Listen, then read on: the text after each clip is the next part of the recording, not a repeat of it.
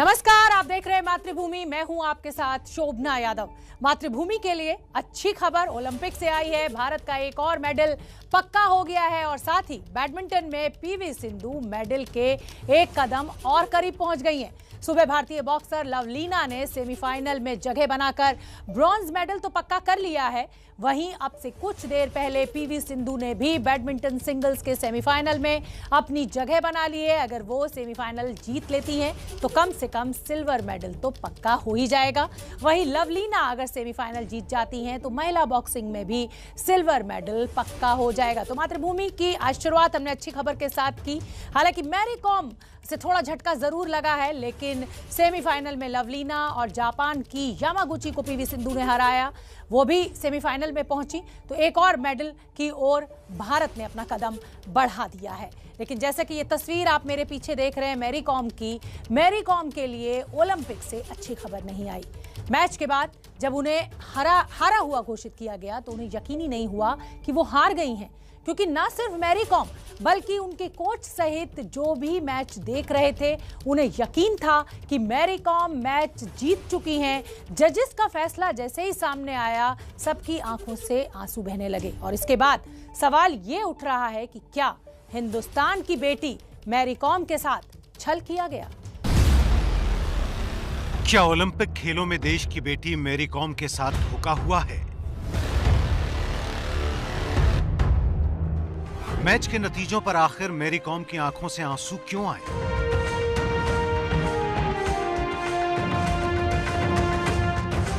क्या Mary com को किसी साजिश के तहत जानबूझकर हराया गया?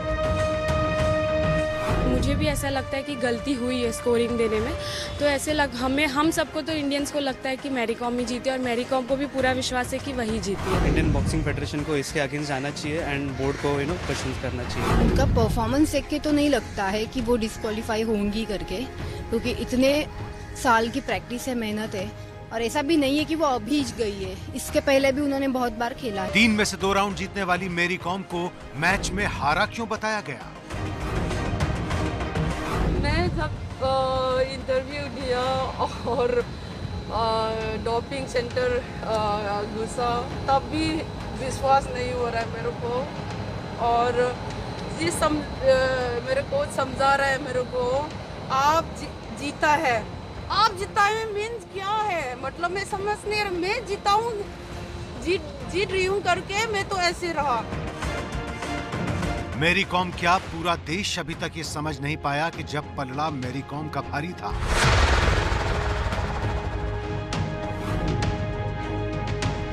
मैच के दौरान साफ साफ दिख रहा था कि मैरी कॉम कोलंबिया वाली बॉक्सर पर भारी पड़ रही है।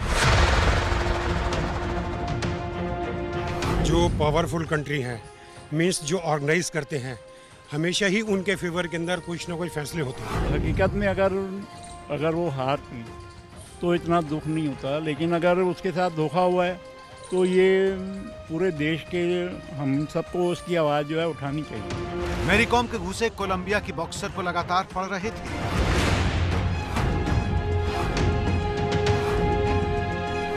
तब ऐसा क्या हुआ कि मैरी कॉम को मैच में हारा हुआ घोषित कर दिया गया?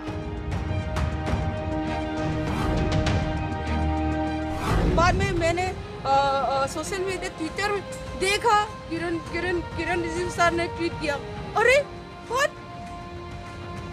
इतना शॉकिंग हो रही हूँ और इतना अपसेट हो रही हूँ। मैं क्या बोलूँ, मैं ये क्या है, मेरा फाइट में इतना ऐसे डिसीजन ऐसे हो सकता है तो मैं क्या बोलूँ, प्रोटेस्ट भी नहीं कर सकती हूँ।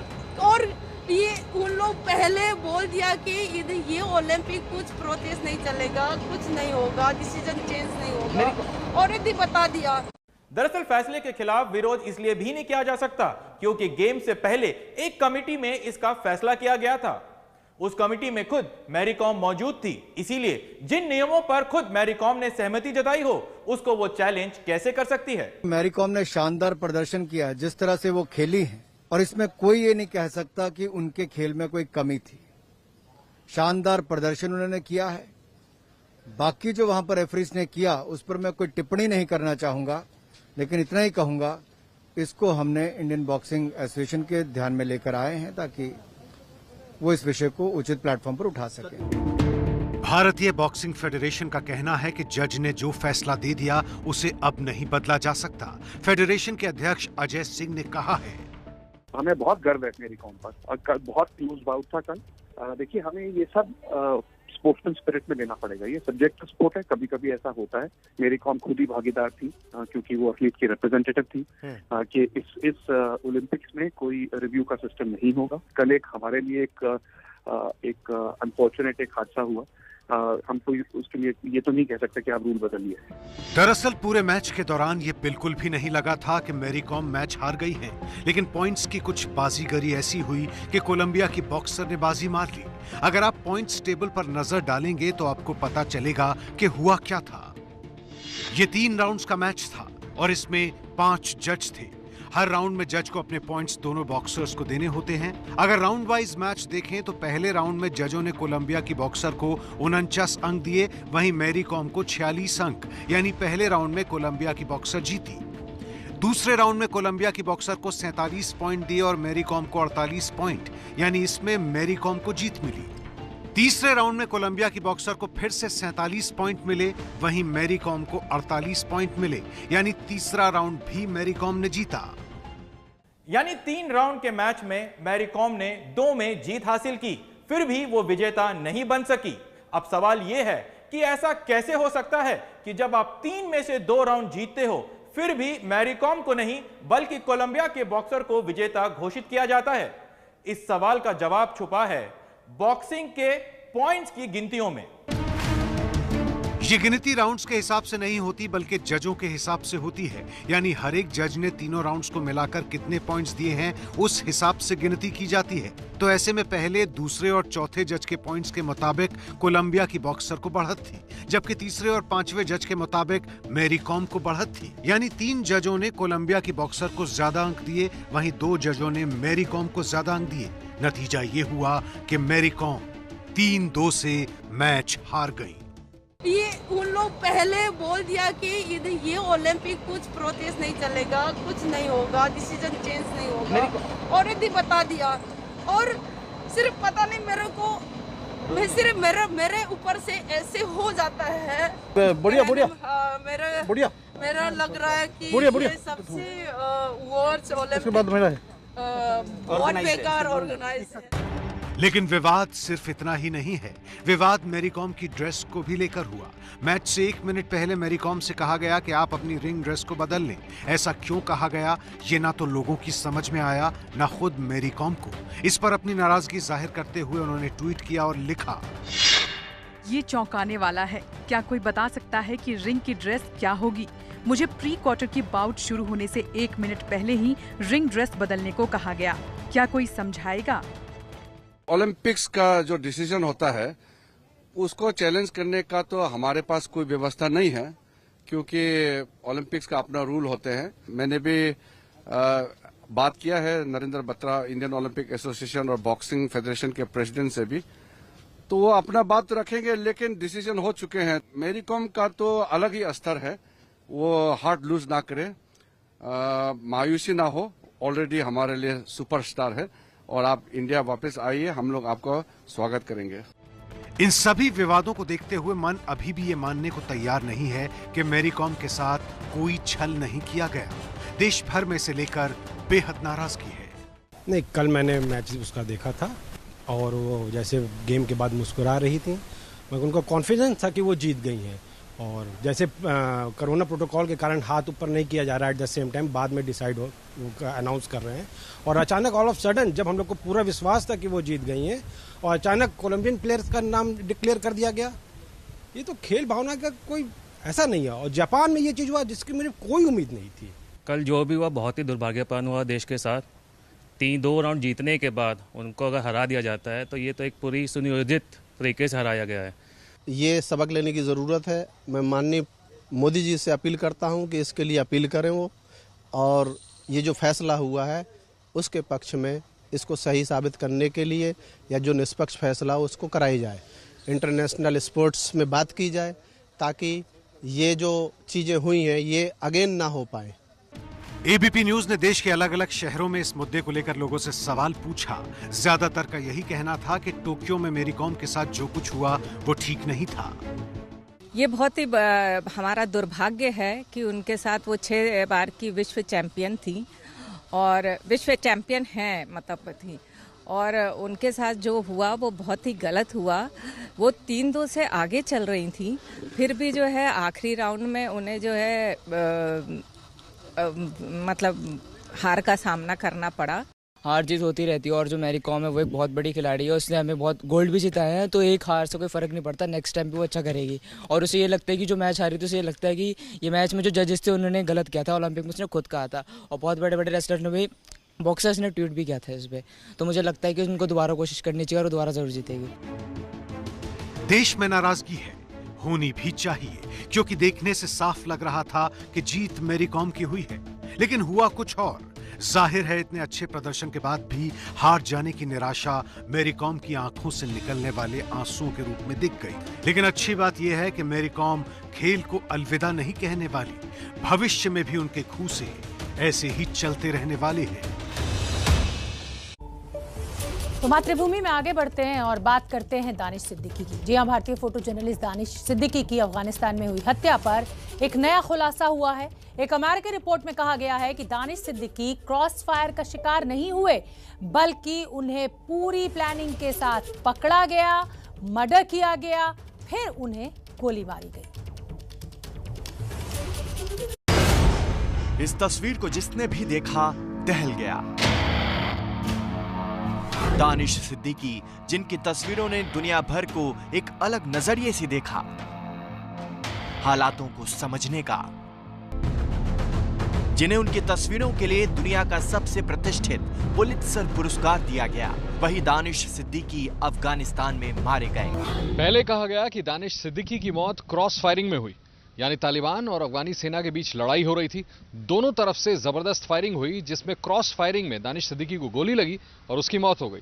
लेकिन अब एक अमेरिकी रिपोर्ट ने दावा किया है कि दानिश सिद्दीकी की साजिशन हत्या की गई। वॉशिंगटन एग्जामिनर नाम की न्यूज वेबसाइट ने एक रिपोर्ट छापी है, जिसमें दानिश सिद्दीकी की हत्या से जुड़े नए खुलासे किए गए हैं। इस रिपोर्ट में बताया गया है कि दानिश को तालिबान द्वारा पूरी प्लानिंग से मारा गया है। रिपोर्ट में कहा गया है कि सिद्दीकी की मौत के हालात अब बिल्कुल साफ हो चुके हैं। वो क्रॉस फायर में नहीं मरे थे, न ही फायरिंग की वजह से जो कोलैटरल डैमेज होता है वो उसके शिकार हुए, बल्कि तालिबान ने बर्बरतापूर्वक उनकी हत्या की।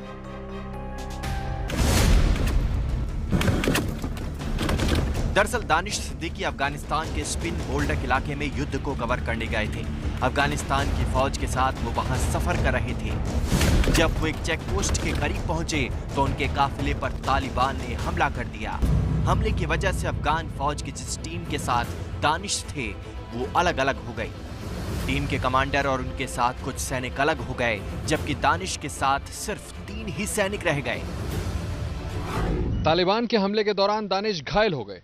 पास ही एक मस्जिद थी, दानिश वहां अपने बचे हुए दोस्तों के साथ चले गए। यहां पर दानिश को फर्स्ट एड दिया गया, यानी मरहम पट्टी की गई। दानिश को लगा कि वो एक मस्जिद में आ गए हैं तो अब वो बच जाएंगे, लेकिन ऐसा हुआ नहीं। जैसे ही तालिबान को यह पता चला, तालिबान ने उस मस्जिद पर अटैक कर दिया। इस अमेरिकी रिपोर्ट के मुताबिक तालिबान को जब पता चला कि दानिश मस्जिद में छुपे हैं तो उन्होंने फौरन हमला करने का फैसला लिया। स्थानीय लोगों के मुताबिक मस्जिद पर अटैक तालिबान ने सिर्फ इसलिए किया क्योंकि उन्हें पता चल गया था कि दानिश वहां छुपे हुए हैं। तो इस रिपोर्ट के मुताबिक पहले पकड़ा गया, टॉर्चर किया गया और उसके बाद गोली मारी गई। हालांकि तालिबान ने इस अमेरिकी रिपोर्ट को झूठा करार दिया है। एबीपी न्यूज से बात करते हुए इस्लामिक एमिरेट ऑफ अफगानिस्तान के प्रवक्ता ज़बीहुल्लाह मुजाहिद का कहना है कि ये प्रोपेगेंडा है, असलियत नहीं है।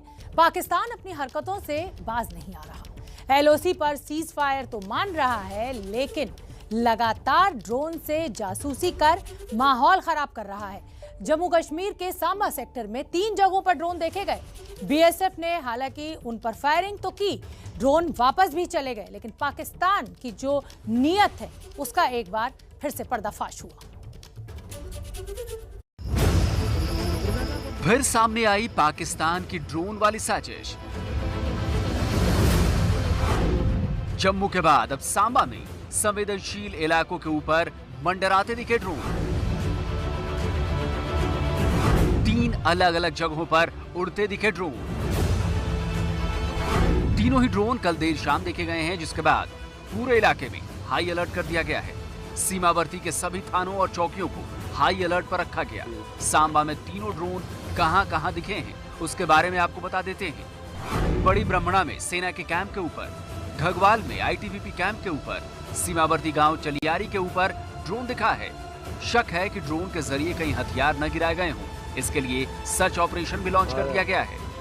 गुरुवार और शुक्रवार की दरमियानी रात जम्मू के सांबा जिले में 3 जगह ड्रोन दिखने से हड़कंप मच गया है। चिलियारी एक गांव है सांबा जिले में जो भारत पाकिस्तान अंतर्राष्ट्रीय सीमा पर सटा हुआ गांव है, वहां पर भी ड्रोन देखा गया है और जैसे ही सीमा पर ये ड्रोन दिखा तो वहां तैनात बीएसएफ के जवानों ने उस पर फायरिंग की, जिसके बाद वो ड्रोन वापस पाकिस्तान लौट गया। लेकिन अब क्योंकि लगातार जम्मू पुलिस ड्रोन पर सख्ती से नजर रखी हुई है, पाकिस्तान की साजिश का लगातार खुलासा हो रहा है, ऐसे में इन ड्रोन्स के जरिए कोई हथियारों की ड्रॉपिंग ना हुई हो, इसके लिए यहां पर व्यापक सर्च ऑपरेशन चलाए जा रहे हैं। ये ऑपरेशन जम्मू के सांबा इलाके में चलाए जा रहे हैं। जब आपने बीती रात ड्रोन देखा और आपको कैसे शक हुआ वो ड्रोन? हमने सोचा कि हेलीकॉप्टर, बट हेलीकॉप्टर की आवाज़ नहीं सुनाई दी हमें। वो सांबा से आ रहा था और हीरानगर की साइड जा रहा था, तो हमने ऐसे तुरंत कंसर्न पुलिस स्टेशन गगवाल में अपने उसी दौरान कॉल करके बता दिया कि सर हमें यहाँ पे ड्रोन स्पॉट करा हुआ है। चिलियारी गांव के पास जो ड्रोन दिखा उस पर सीमा सुरक्षा बल के जवानों ने गोलियां भी दागी, जिसके बाद वो वापस चला गया था। 15 अगस्त से पहले लगातार इस बात की खबरें मिल रही हैं कि पाकिस्तान इस तरह की हिमाकत कर सकता है, जिससे निपटने के लिए अब जम्मू पुलिस यहां पर लगातार उन इलाकों का सर्च कर रही है जिन इलाकों में ये ड्रोन देखा गया है। जाहिर है पिछले कुछ वक्त से जम्मू कश्मीर में लगातार ड्रोन दिख रहे हैं। इससे चिंता बढ़नी लाजमी है। रक्षा विशेषज्ञों के मुताबिक इस पर बहुत ज्यादा ध्यान देने की जरूरत है। जैसे हमें पता है कि भाई चमन पोस्ट के उधर से ये ड्रोन उड़ रहे हैं या दूसरे पोस्ट के उधर से ड्रोन उड़ रहे हैं, हमें इमीडिएटली उसके अगेंस्ट स्ट्राइक करके उनको खत्म कर देना चाहिए, ताकि एक मैसेज चला जाए पाकिस्तान को कि भैया हम ये नहीं टॉलरेट करते।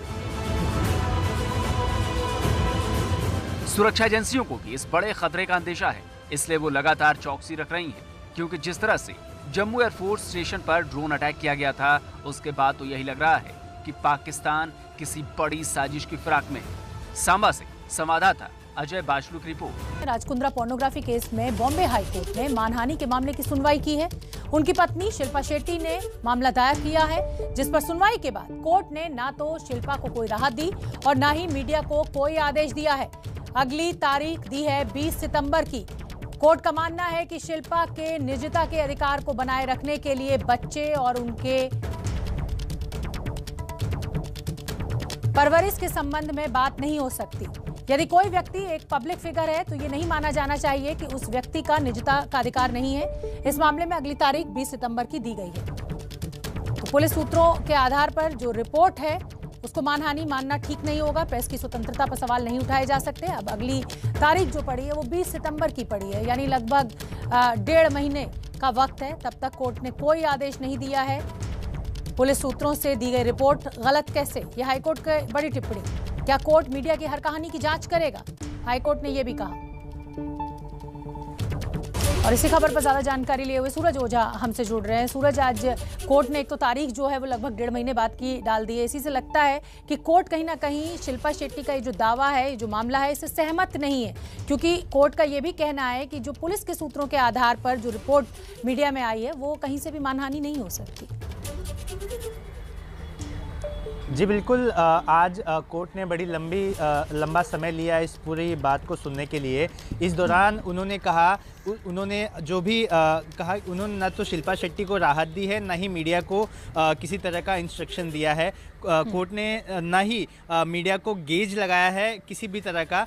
साथ ही उन्होंने एक टिप्पणी की है कि जितने भी आर्टिकल वो देख रहे हैं उसमें कई जगह पर पुलिस सूत्र से मिली जानकारी का जिक्र किया गया है। ऐसे में कोर्ट ने ये माना कि अगर पुलिस के सूत्रों से कोई जानकारी मिली है तो ये डिफेमेटरी कैसे हो सकता है। साथ ही कोर्ट ने ये भी कहा कि शिल्पा शेट्टी भले पब्लिक फिगर हैं, लेकिन उनका राइट टू प्राइवेसी का अधिकार है और इसी वजह से ना ही उनसे उनके बच्चे और ना ही उनकी परवरिश से जुड़ी चीज़ें इसमें लिखी जानी चाहिए। जो भी चीज़ें हो वो जांच से जुड़ी होनी चाहिए। इसके अलावा कई लोगों ने जो इसमें डिफेंडेंट हैं, जो 29 लोगों के खिलाफ जो याचिका दायर की गई थी, उसमें से कुछ लोगों ने बताया कि हमने कई आर्टिकल्स निकाल दिए गए हैं। इसमें इस पर हाईकोर्ट ने कहा कि जिस लोगों ने निकाल दिया है उसके अलावा जो लोग हैं उन्हें अगली अब इस पर अपना जवाब देना होगा। अब इन सारी चीज़ों को सुनने के बाद अब कोर्ट ने 20 दिसंबर तक का समय दे दिया है अगली सुनवाई के लिए। सूरज, लेकिन एक तो पोर्नोग्राफी का तो पूरा मामला चल ही रहा है। बीजेपी के नेता राम कदम ने धोखाधड़ी का भी आरोप कुंद्रा के ऊपर लगा दिया है। इस मामले को लेकर क्या अपडेट है आपके पास? क्या पुलिस धोखाधड़ी के मामले की भी जांच अब शुरू करने वाली है? जो सूत्र बताते हैं कि अगर उन्हें इस तरह की शिकायतें मिलती हैं तो उसके ऊपर इनिशियल जांच की जाएगी कि एलिगेशन में कितने तथ्य हैं। अगर जांच की फाइंडिंग्स में कुछ कॉन्क्रीट चीज़ें मिलती हैं तो डेफिनेटली पुलिस उसका एक अलग से मामला ले, क्योंकि वो पोर्नोग्राफी एक अलग मामला है और चीटिंग एक अलग मामला है। अगर उस मामले में शिकायत मिलती है, पुलिस की इनिशियल जाँच करती है और अगर उसमें कुछ कॉन्क्रीट एविडेंस मिलते हैं तो डेफिनेटली पुलिस पे आगे जो लीगल प्रोसीजर्स है उसको फॉलो करेगी।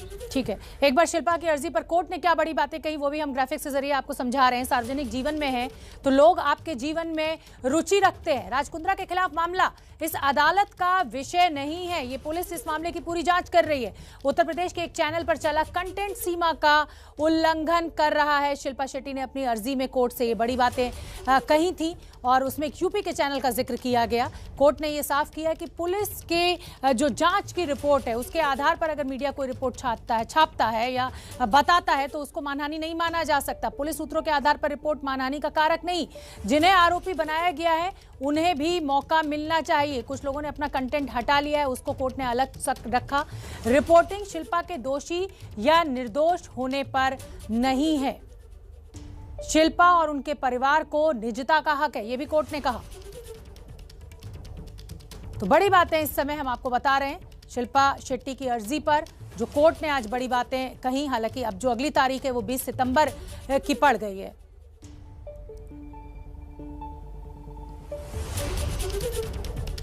पहाड़ों पर हो रही बारिश ने लोगों की मुसीबत बढ़ा दी है। सबसे पहले आपको हिमाचल के सिरमौर की हम तस्वीरें दिखाएंगे, लेकिन सिरमौर में जो लैंडस्लाइड का नया वीडियो सामने आया है वो डराने वाला है।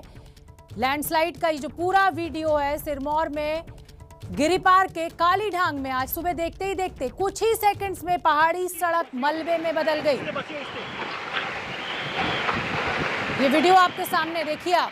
सबसे पहले एबीपी न्यूज पर हम ये आपके लिए लेकर आए हैं।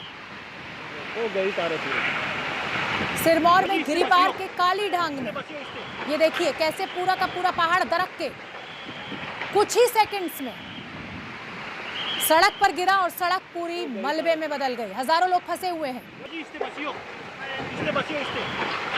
ये पहाड़ के दरकने की तस्वीरें आप देखिए। बारिश के चलते हुए ये लैंडस्लाइड हिमाचल के सिरमौर से ये तस्वीरें हम आपको दिखा रहे हैं सबसे पहले एबीपी न्यूज पर। डराने वाली ये तस्वीरें और ये जो जंगल काटे जा रहे हैं, पेड़ जो काटे जा रहे हैं, ये उसी का नतीजा है कि मिट्टी की पकड़ ढीली हो गई है और बारिश होती नहीं है कि इस तरीके के लैंडस्लाइड्स पहाड़ी इलाकों में देखने को मिल रहे हैं। और अब इस तरीके की घटनाएं बहुत ज्यादा बढ़ गई हैं। पहाड़ों पर बारिश से आफत बरकरार। सिरमौर में ये लैंडस्लाइड की तस्वीरें। पूरा का पूरा पहाड़ कुछ ही क्षणों के भीतर दरक गया, लैंडस्लाइड हुआ और उसके बाद जो सड़क थी वो मलबे में तब्दील हो गई। हजारों लोग दोनों तरफ फंसे हुए हैं।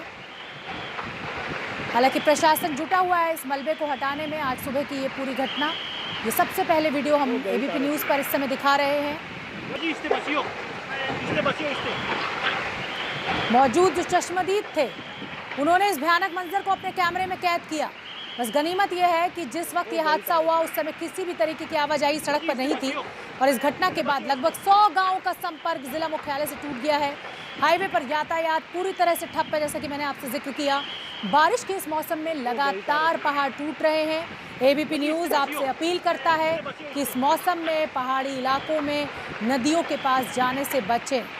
जगविंदर पटियाल हमारे साथ जुड़े हुए हैं। जगविंदर पटियाल, जिस तरीके की ये तस्वीरें मिल रही हैं डराने वाली हैं, हाईवे पूरी तरह से जाम हो गया है, लेकिन लोगों का जो जाने का सिलसिला है हिमाचल प्रदेश हो या उत्तराखंड, पहाड़ों में छुट्टियां मनाने का, वो थमता नजर नहीं आ रहा है। देखिए शोभना, नेशनल हाईवे नंबर 707 पर ये पूरा हादसा हुआ है, जहां पर पूरा पहाड़ गिर गया है और तकरीबन आधा पौना किलोमीटर तक की सड़क का नामो निशान नहीं रहा है। और ये जो हाईवे है, ये अगर हम उत्तर प्रदेश और हरियाणा से सिरमौर की तरफ जाते हैं तो ये पांवटा साहिब से शुरू होता है और ये शिलाई सब डिवीजन होते हुए आगे गुम्मा में शिमला के साथ जाकर अटैच हो जाता है। अगर आपको हरियाणा के बाकी हिस्सों को टच नहीं करना और उत्तराखंड से हरियाणा से सीधा अपने पांवटा साहिब से शिमला जाना है तो यही एकमात्र हाईवे था जो कि काफी दुर्गम इलाके से होकर गुजरता था। और इस पर पहाड़ इस तरह से दरका है कि मुझे लगता है कि अगले कई महीनों तक इसे बनाना मुश्किल होगा। 100 से ज्यादा सिरमौर के गांव जो हैं वो कट गए हैं पांवटा साहिब से। और ये पूरा हादसा जो हुआ, ये हुआ है लगातार हो रही बारिश की वजह से। लेकिन सवाल ये भी उठाया जा रहा है कि कहीं आसपास एक डंपिंग ग्राउंड का भी काम चल रहा था, जिसकी वजह से वहाँ पानी भर गया था और उस वजह से हादसा हुआ बताया जा रहा है। लेकिन प्रशासन ने अभी इस बारे में कोई भी स्थिति साफ नहीं की है। लेकिन आप देख सकते हैं कि कैसे पूरा का पूरा पहाड़ जलने की शक्ल में जो है सड़क के साथ ही पूरा जो है वो खिसक कर नीचे पहुंच गया। अब तक का ये सबसे बड़ा लैंडस्लाइड माना जा रहा है हिमाचल प्रदेश का। जगविंदर पटियाल, जैसा कि आपने जानकारी दी कि लगभग 100 से ज़्यादा गांव ऐसे हैं जिनका संपर्क टूट गया है, यानी वो कट गए हैं, अलग थलग पड़ गए हैं। अब उन तक मदद कैसे पहुंचाई जाएगी? आप बता रहे हैं कि एक लंबा समय लगेगा, क्या कोई और वैकल्पिक रास्ता है उन गाँव तक पहुँचने का? देखिए, मोटरेबल पास तो नहीं है कोई भी, लेकिन ये है कि पैदल चलकर गांव के रास्ते, सड़कों के रास्ते, पगडंडियों के रास्ते लोग क्रॉस कर सकते हैं। या फिर फिलहाल ये करना पड़ेगा कि जहां तक एक सिरे पर सड़क जाती है वहां पर वाहन जाया करेंगे और उधर से दूसरे सिरे के वाहन आया करेंगे। और इस रास्ते को जहां पर ये सड़क डैमेज हुई है वहां पर पगडंडियों के रास्ते लोगों को दूसरी जगह जाना पड़ेगा, पैदल चलकर जाना पड़ेगा, ऐसा स्टेट एडमिनिस्ट्रेशन की तरफ से बताया जा रहा है। लेकिन अब इस पूरे पहाड़ को फिर से सड़क को कनेक्ट करने के लिए उसे खोदना होगा और जहां तक कच्चा पहाड़ है उस पर सड़क बनाना मुश्किल होता है। पांवटा साहिब एक धार्मिक स्थल है जगविंदर, क्या अब वहां तक पहुंचने के सारे रास्ते कट गए हैं? कुछ दिन वो रुका रहेगा, वहां धार्मिक यात्रा नहीं हो सकती? देखिए, जो शिलाई की साइड से, जो हिमाचल की साइड से रास्ता आता है या फिर पांवटा साहिब से शिलाई की तरफ जो रास्ता जाता है वो जो नेशनल हाईवे है वो रुका है। लेकिन अगर आप मान लीजिए चंडीगढ़ से अगर आपने पांवटा साहिब जाना है तो कोई दिक्कत नहीं आएगी, आपने उत्तराखंड से पांवटा साहिब आना है तो भी कोई दिक्कत नहीं आएगी, हरियाणा और उत्तर प्रदेश से पांवटा साहिब पहुंचा जा सकता है। लेकिन पांवटा साहिब से अगर शिलाई होते हुए आपने शिमला जाना है तो उसके बीच में ये नेशनल हाईवे पर ये पहाड़ दरका है। जगविंदर, कहीं ना कहीं ये जो तस्वीरें हैं ये पूरी मानव जाति के लिए एक चेतावनी है कुदरत की कि अगर इसी तरह से पेड़ काटते रहे, इसी तरह कुदरत के साथ छेड़छाड़ करते रहे तो आने वाले दिनों में ये तस्वीर कुछ नई नहीं रह जाएगी और हर जगह इसी तरह से पहाड़ दरकेंगे। देखिए, पेड़ काटने के साथ साथ आपको निर्माण कितना करना है, किस तरह से निर्माण करना है, कितने हाइड्रो प्रोजेक्ट देने हैं, क्या बिजली बनाने के लिए आप सारे नदी नालों में अगर खिलवाड़ करते रहेंगे, वहाँ कंस्ट्रक्शन करते रहेंगे तो इस तरह के जलजले आते रहेंगे। जितनी इस बार जो त्रासदी आई है हिमाचल में, जितनी जगहों पर आई है और जितने कम समय पर आई है, लंबे अरसे से ऐसा पहले नहीं हुआ है। तो सरकारों को एक पेज पर आकर ये नियम बनाना होगा कि आखिरकार सुविधाओं के नाम पर पहाड़ों से ज्यादा छेड़खानी ना की जाए। बिल्कुल। जगविंदर, मैं आपसे ये भी जानना चाहूंगी कि मौसम विभाग के अधिकारियों से अगर आपकी बात हुई हो, क्या कोई ऐसी चेतावनी का कोई ऐसा मॉड्यूल है या कुछ ऐसा पता लग जाता है पहले से कि ये पहाड़ ढीला पड़ रहा है और ये टूट सकता है, या इसका कोई पहले से अंदेशा? देखिए, इतनी कोई एडवांस टेक्नोलॉजी अभी हमारे पास नहीं आई है, लेकिन हाँ इतना जरूर है कि लोकल लोगों को ये पता रहता है और जब भी ट्रैफिक उस तरफ जा रहा होता है तो यहाँ कोई ना कोई चौकन्ना कर देता है। उसी वजह से ये वीडियो आ जाते हैं। पहले धीरे धीरे पत्थर गिरने शुरू होते हैं और फिर अगले 10, 15, 20 मिनट या आधे घंटे बाद जो है वो बड़ा जलजला आता है।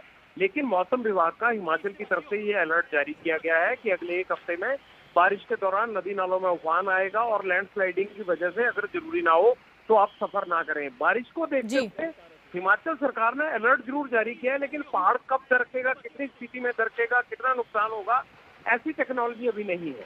और ऐसी कोई चेतावनी या मौसम विभाग को पता भी नहीं लग पाता है इस बात का। बहुत बहुत धन्यवाद जगविंदर इस पूरी जानकारी के लिए। डराने वाली ये तस्वीरें हैं, जिस तरीके से लैंडस्लाइड हुआ है, पूरा का पूरा पहाड़ देखते देखते कुछ ही क्षणों में दरक गया और नेशनल हाईवे जो है वो पूरी तरह से क्षतिग्रस्त हो गया है। वो हाईवे एक बार फिर से इन तस्वीरों को देखिए, चेतावनी है ये मानव जाति के लिए ये तस्वीरें कि अगर कंस्ट्रक्शन के काम को, जो विकास का काम है उसको सोच समझ के नहीं किया गया तो आने वाले दिनों में ये और भी भयावह हो सकती है।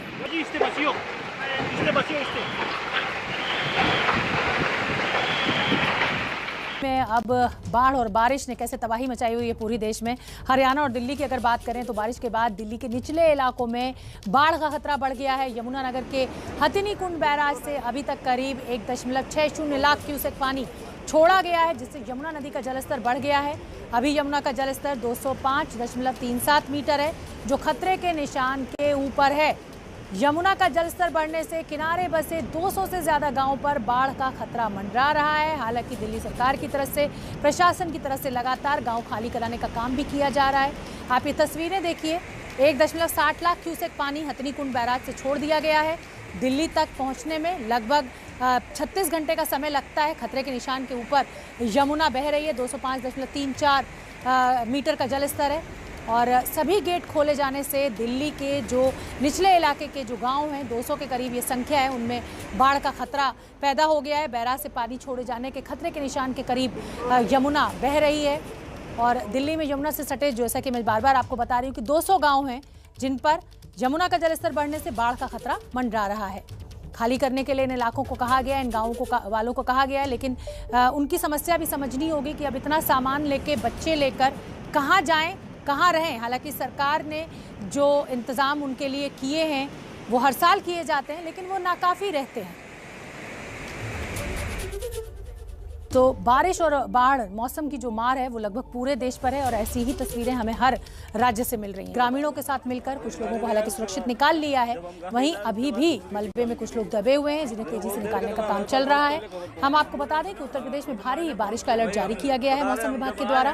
प्रयागराज, कानपुर, आगरा और इटावा जैसे 10 से ज्यादा जिलों में आज भारी बारिश का अलर्ट है।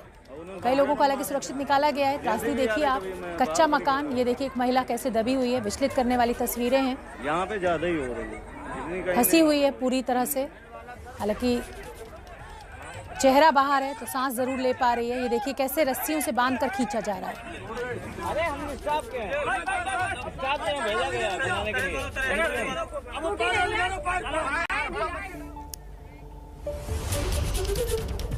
दुखद तस्वीरें और कच्चा मकान था जो ढह गया। लोग अभी भी फंसे हुए हैं, रेस्क्यू ऑपरेशन चल रहा है।